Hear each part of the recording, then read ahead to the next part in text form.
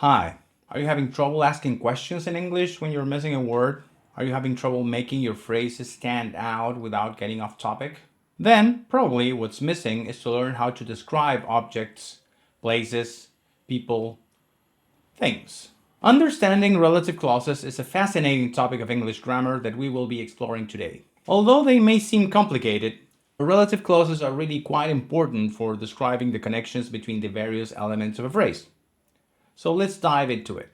To begin with, let me clarify what a relative clause is. A relative clause is a subordinate phrase that gives further details about a noun in the main sentence.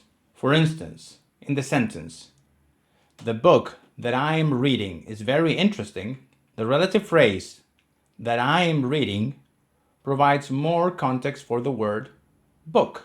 Some more examples are: the house that Jack built is now a museum. Here, the segment that Jack built provides more information about the house, now turned into a museum. The car which he bought last month broke down on the highway. In this example, the clause begins with the word which.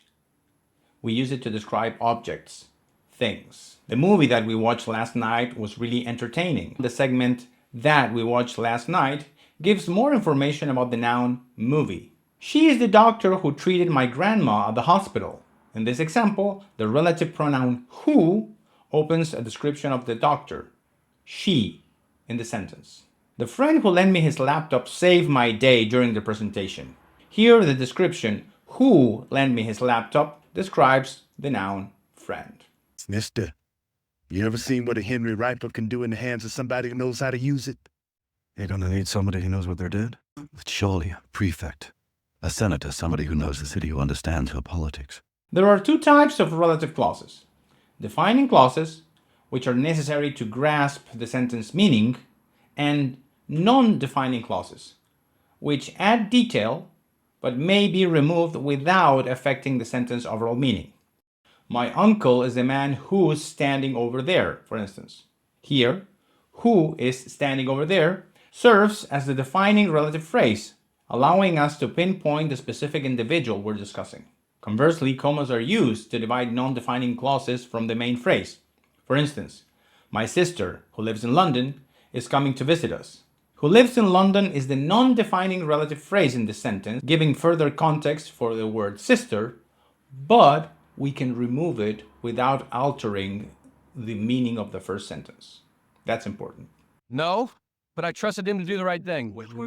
Saving my ass. We sat down there on company orders to get this thing, which destroyed my crew. And your expensive ship. You don't want to do the right thing, which is to sell this house back at the price you paid for it. So now that we know what they are, how can we use them? Very simple. If we're talking about the same person, we use who to connect both sentences. For example, my brother lives in LA. My brother is an actor. Turns into my brother, who lives in LA, is an actor. John works at a deli. The deli is around the corner. Turns into John works at a deli, which is around the corner. And take a look at this one. A sentence like, many teenagers have a part-time job to save extra money can become something like this. If we describe the teenagers using who and the job using which, we can add descriptions for both at the same time, like this.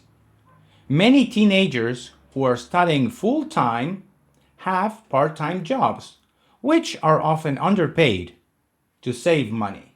And one day, I realized I was in love with a man who could never love me back. I knew a man who once said death smiles at us all.